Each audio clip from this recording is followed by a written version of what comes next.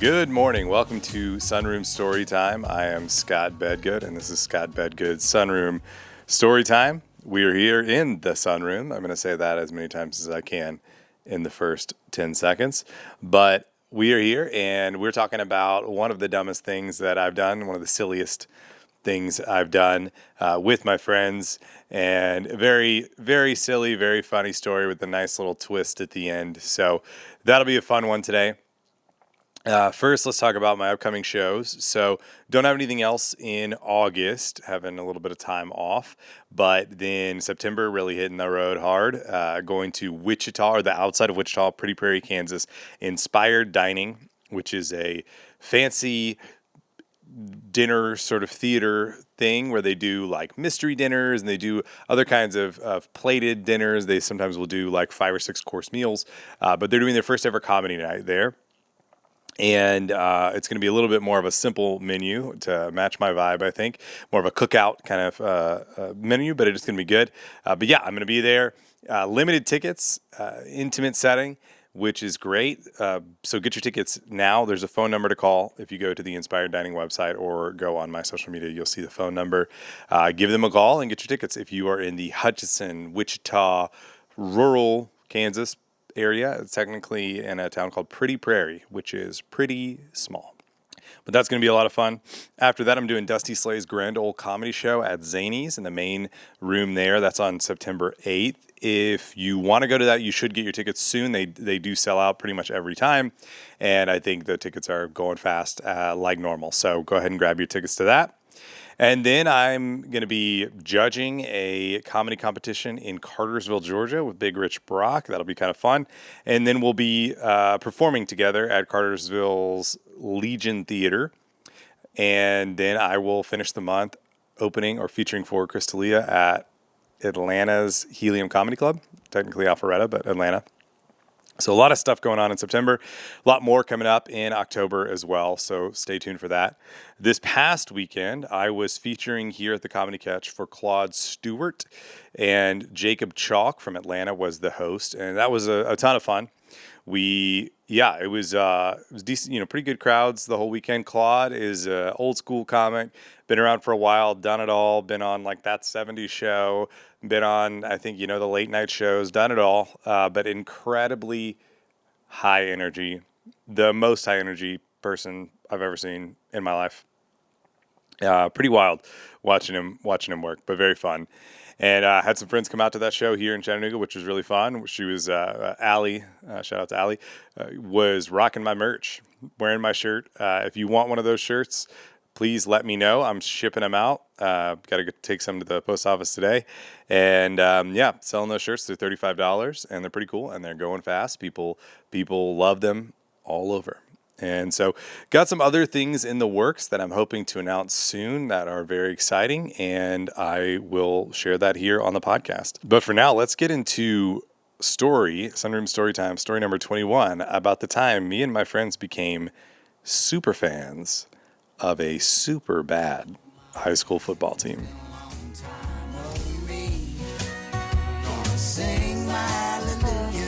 The year is 2013. So in 2013, my buddies and I, we graduated college from the University of Oklahoma, and we moved to Dallas together. And we lived in northwest Dallas, right below 635, the LBJ, the loop that goes around the city of Dallas, right on the other side of 635 from the Galleria. And we were literally one street from like the access road. So it's very loud, very just like chaotic. There was tons of construction going on. But the street we lived on was called Thunder Road, which is a Bruce Springsteen song. We didn't know this at the time.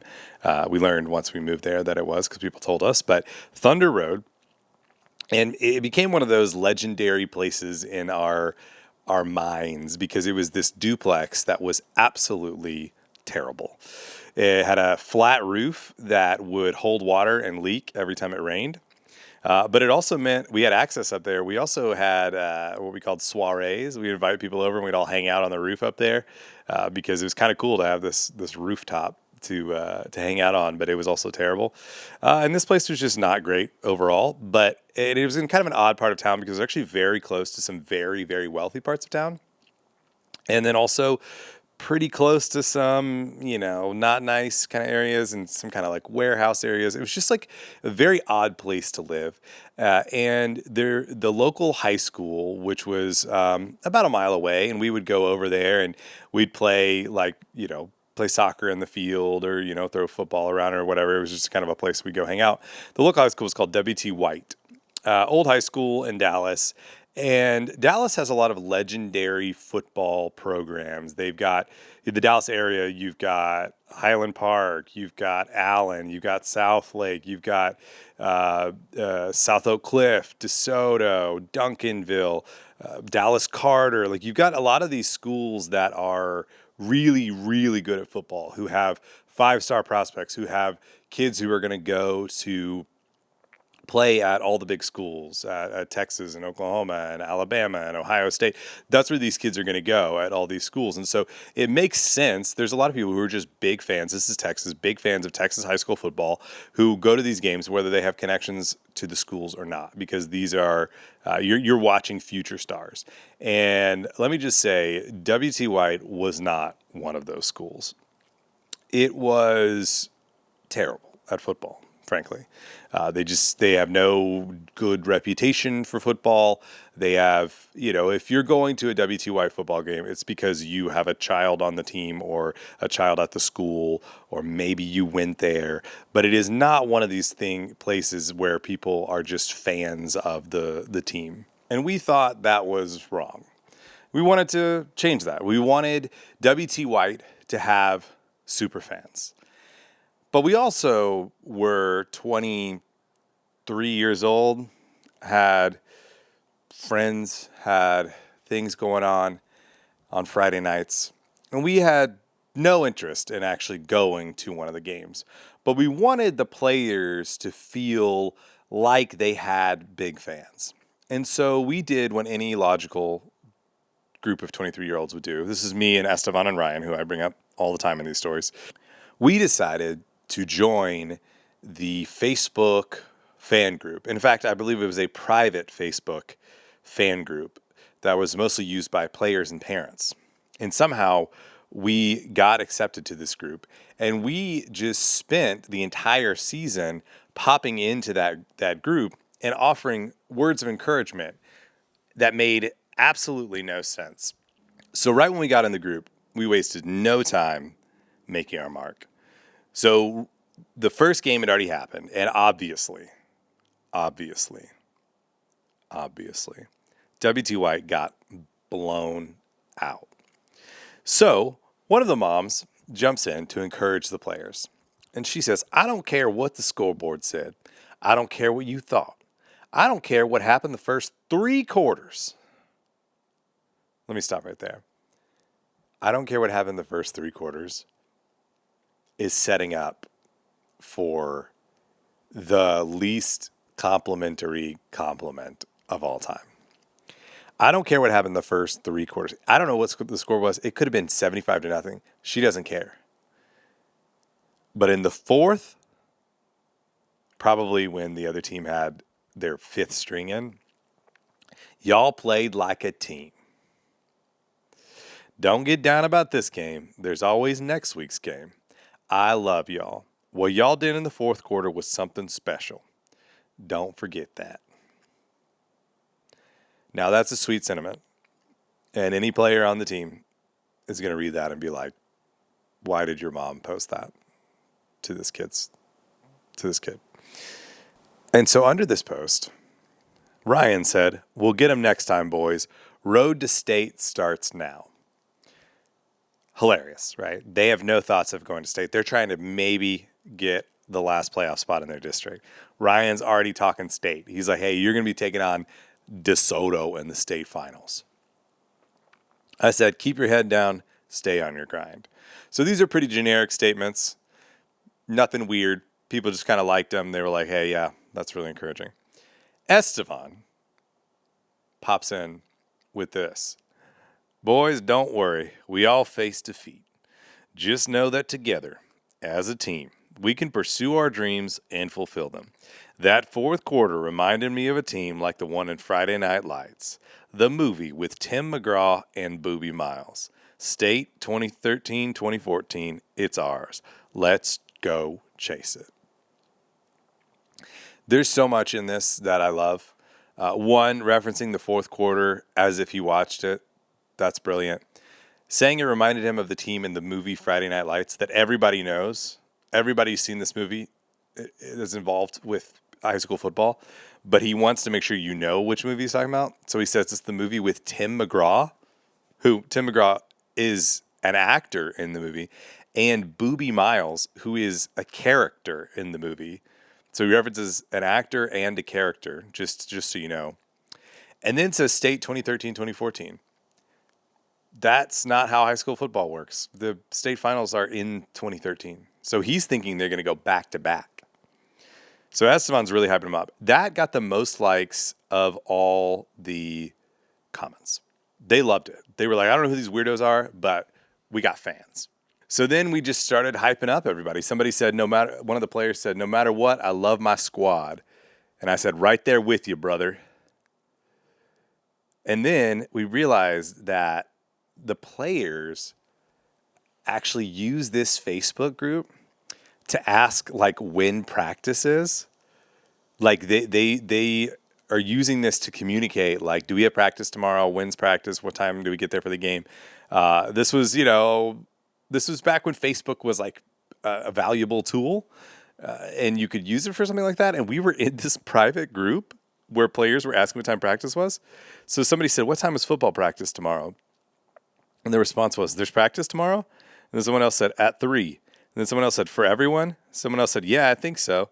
Someone else said, yep, freshman, JV, and varsity. They're doing their, they're getting organized. They don't have any idea, obviously they're not up to date on practice schedules and things. So we're like, oh my gosh, we're in this group where people are like actually using this for a purpose, which is hilarious. And then someone said, like, and again, not only are they using it for a purpose, they're also like parents are hyping the boys up in like the weirdest, lamest way. Someone said, boys, remember going into tonight's game and all games. Every day is a new day. Every hour is a new hour. Every minute is a new minute. Every play is a new play. Now close your eyes and realize, open them up and get in it. He quoted himself. This guy's name was Harold Vance, and then he wrote all that, and then he put a dash and wrote HV, as in Harold Vance, circa August 2013. So this is actually the most amazing post I've ever seen in my life. This guy wrote like the least inspiring poem that means nothing, and then I guess shared it with him in August, and then re-quoted himself in October to encourage them. And so Ryan responded to this with the speech from Rocky Balboa, the 6th Rocky movie that no one saw. That was his way of encouraging people. And this group was also used by the Booster Club. So they would say, Booster Club meeting this time. And we would respond. Esteban would tag me. Esteban saw that about a Booster Club meeting, tagged me and Ryan. And then said, thanks for the info. Ryan said, thanks for the info, Marja. See everyone there. And then Esteban tagged the lady who posted it, which makes no sense. She was very confused. She just wrote a question mark under all of that. After that meeting, Esteban goes, hey, fellow fans, what did Scott Bedgood, Ryan Viola, and I miss at this past Monday's Booster Club meeting at Picasso's? And I said, yeah, I can't believe I got caught up arguing with the trashmen again and missed it. So we're just like constantly trolling. We never got kicked out, but we wanted to make one big like coup de grace. Like we wanted to basically do something that would get us kicked out, and we wanted to see how much power we had in this Facebook group. So in November, when we had realized that they're using this to like check in on practice, people are getting official information from this page. We're like, how much will people believe us? So on Monday in mid-November, we wrote a very official-looking post saying there was no practice on Monday. And we said, but be sure to bring your running shoes on Tuesday. We even created a Facebook poll to see who agreed with us canceling practice. And players started responding. They were like, LOL. Some people liked it. Some people voted in the poll. But we were like, man, like, did this work? Like, are people not going to show up to practice? Like, why are they kind of like, they kind of recognize that this is a joke, but they're not questioning it. Like, there was no kid. Like, wait, is practice actually canceled? Like, what? Like, we were like confused at the reaction because we thought the reaction would be stronger, right? Thought people would get mad, thought people would be confused or whatever. And then we realized that we posted this on Sunday and we said practice on Monday is canceled. That Friday, 2 days before, was their final game. Of course, they didn't have practice Monday. Their season had just ended. So instead of us kind of like causing chaos, it was actually a group of 3 adults trolling a high school football team that had just finished 1-9. So they just finished their season with 1 win and 9 losses. And we were like, hey, boys, cancel practice tomorrow. Better get ready. Bring your running shoes. And they were like, okay, guys. I'm like, what the heck? I think I'm still in the group. I'm not sure. I don't know if the group still exists. But we never actually got banned. They did delete those posts, but we never got banned because we were their biggest fans. We were the biggest WT White super fans in the world of this team that finished 1-9. Now I wish I knew who the one team they beat was. But it was, you know what? I'm going to look this up. 2013 WT White football. Let's see how they did that year. Okay, WT White. This is how they did. First game against Irving, they lost 43-0. Second game against Trimble Tech. I don't know what Trimble Tech is. Close game, 29-27. Third game, Grand Prairie, 44-28. They actually beat Sunset 49-6. How bad was Sunset? My gosh. So they beat Sunset 49-6. Then they go to J.J. Pierce. They lose 42-22. They go to Dallas Jesuit, who is a private school in the same neighborhood as WTY, basically. They lost 71-34. 71 points. They lose 47-14 to Richardson. They lose 49-14 to Berkner. They lose 65-7 to Dallas Skyline. And then the game that happened 2 days before we told them practice was canceled, they lost to Lake Highlands 45-12. So this is what this team is dealing with. And they're getting speeches from Harold Vance where he's quoting himself, and they're getting trolled by 23-year-old dudes with absolutely no connection to their school. I feel bad for these guys, but it was fun for us. And no one ever figured out who we were, and I think I'm still in that group. So it's a, quick little story, fun one. I like that one. I think about it all the time, how dumb that was and how hilarious it was that we never got kicked out. And that's Sunroom Story Time, story number 21.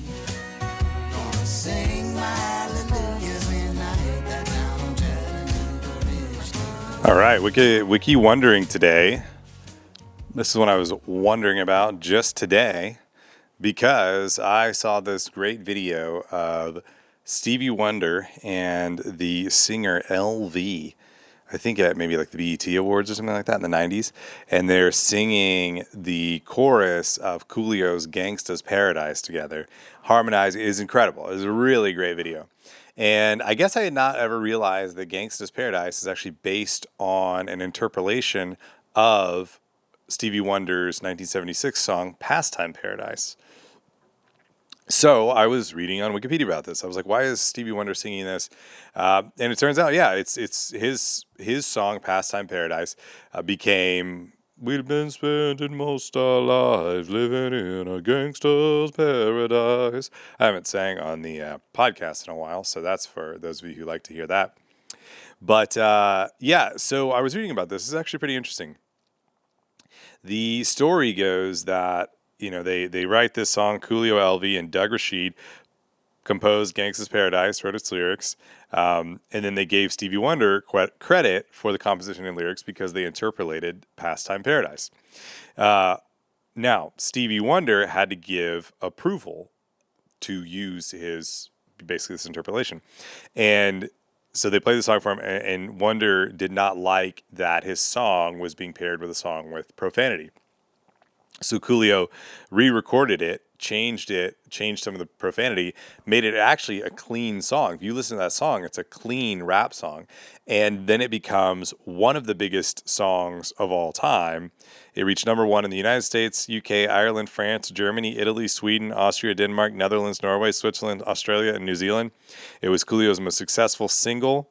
It spent 12 weeks in the top 2 of the Billboard Hot 100, of which 3 were spent at number 1 and 9 at number 2. It went triple platinum. It still sells well. 1.9 million downloads in the U.S., 763 million streams as of September 2022. So this is, Coolio's been dead for several years. This is 21 years after the song came out, and it's still a massive hit. Often included in, the list of the best rap songs of all time, and certainly one of the biggest, most successful, one of the catchiest hooks, one of the biggest things. And I think it's really interesting that probably would have been big no matter what. Rap at that time was getting really big, even rap with cussing. But a lot of times rappers would re-record. They would have a clean version, a dirty version, or whatever. But Stevie Wonder insisting on it being clean, that was the only version that there was. And I think that really seems to have helped it become the smash hit, the worldwide smash hit. Because at the end of it, if you actually listen to the lyrics, it's actually kind of a, it's got an interesting message. It's talking about real things, but it's not doing it in a profane way. And I think that's really cool. I didn't know that story. I love that song. I also love the Weird Al song, Amish Paradise. That's a great one. Sometimes I mix up the lyrics. When I'm listening to Gangsta's Paradise, sometimes I accidentally will sing some Amish Paradise lyrics because they're both great. But yeah, that I thought was really interesting. Very cool. Why are we so blind to see that the ones we hurt are you and me? That's your wiki wondering. All right. Like I said, got shows coming up in September. Get the tickets. Call that. Actually, you know what? I'm going to read off the phone number to call for the Pretty Prairie, Kansas show because, if you live in the area and you're listening, you should know how to get tickets. So you call 620-664-0390 and they'll get you hooked up with your tickets. And also, you can get tickets to the Dusty Slay's Grand Ole Comedy Show at Zanies, Nashville on the Zanies website. And then all the other things, bigrichbrock.com for the Legion Theater tickets in Cartersville. And you know what? You could probably figure out how to get tickets to the Helium Atlanta show. You go to that website. And we'll keep you updated with all the other things I'm working on. But for now, if you want a shirt, shoot me a DM, shoot me a message, respond to this YouTube video, whatever you want to do. But I texted my friend Lee today. It's her birthday, Lee and Laura. And I texted her, said happy birthday. And she goes, I'm wearing your shirt for my birthday outfit. Boom. It's the hot item. Everybody's wearing it. So get yours today. All right. Y'all have a great day, great weekend. This has been Sunroom Storytime, story number 21.